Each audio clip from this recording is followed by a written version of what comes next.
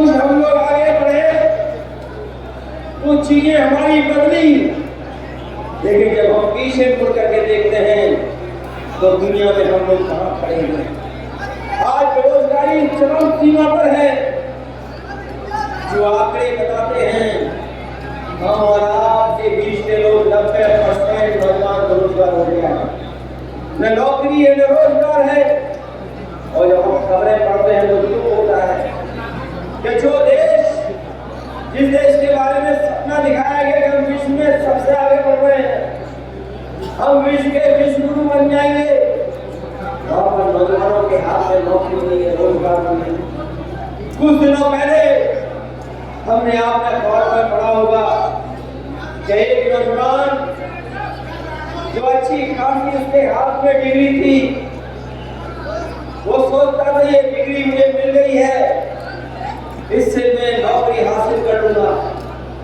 नौजवान भटका, इधर उधर कोशिश की, उसमें हताश हो गया, निराश हो गया।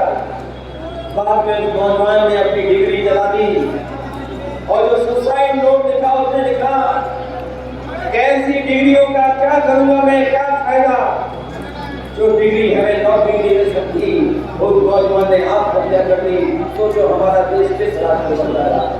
और केवल एक नौजवान ने नहीं, जो परीक्षा के पेपर लीक हुए उसके बाद एक बेटी ने आत्महत्या की। आज इस प्रदेश में स्थिति ऐसी पैदा करती है कि कोई भी परीक्षा होगी उसका पेपर लीक हो जाएगा।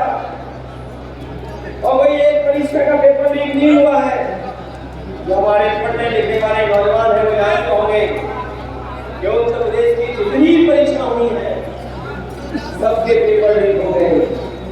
ये पेपर लीक इसलिए नहीं कराए गए कि हमें परीक्षा करानी है, नौकरी देनी है। सरकार जानबूझ करके पेपर लीक करवा रही है।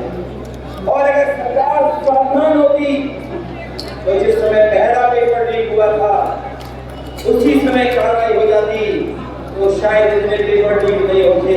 ये सरकार ऐसी है जिसमें 9-10 परीक्षाओं के पेपर लीक हुए और लगभग 7 लाख ऐसा नौजवान है जो परीक्षा लिखने तो गया, परीक्षा देने गया, लेकिन जब वो घर लौटा तो पता लगा पेपर लीक हो गया, उसकी परीक्षा कैंसिल हो गई।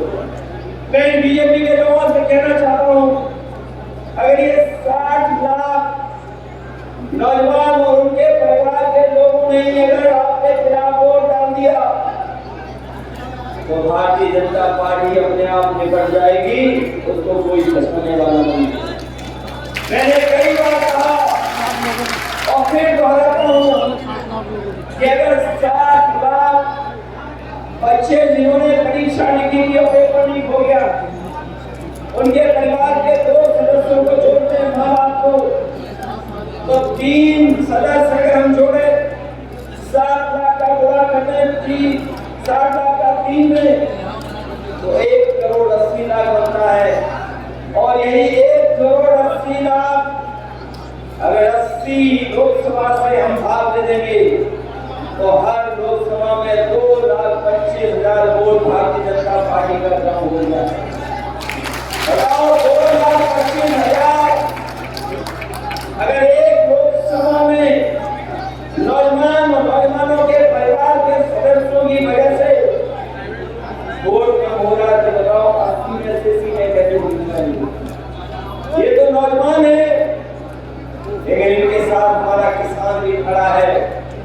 वो किसान जिसको अपमान का सामना करना पड़ा, लाठी खा करके भी उसे आंदोलन करना पड़ा, चाहे वो लखनऊ हो, दिल्ली हो, अपने हक के लिए, अपने कानूनों को खत्म करने के लिए उन्हें जाना पड़ा होगा। तो हमारे किसान के आंदोलन से छूटे नहीं। 1000 के लगभग किसान जिनकी जान चली गई, लेकिन किसान अपने संघर्ष को नहीं छोड़े और अंतोगत्वा सरकार को काले कानून वापस देने हो गए। तो आप जरा सोचना कि जिस सरकार के खिलाफ किसान हो, नौजवान, तो वो सरकार बचेगी कैसे। और फिर जो लोग ये नारा दे रहे हैं कि 400 पार, जो लोग नारा दे रहे हैं 400 पार, उन्हें आखिरकार मुख्यमंत्रियों को जेल भेजना होगा। अगर 400 पार से आप सरकार बना रहे थे तो आपको दिल्ली के अरविंद केजरीवाल को क्यों जेल भेजना पड़ रहा है? आपकी जो सरकार बन रही थी, आपको झारखंड के मुख्यमंत्रियों क्यों जेल भेजना पड़ रहा है? लेकिन हम आपसे कहना चाहते हैं कभी हिसाब किताब भी देखा करो।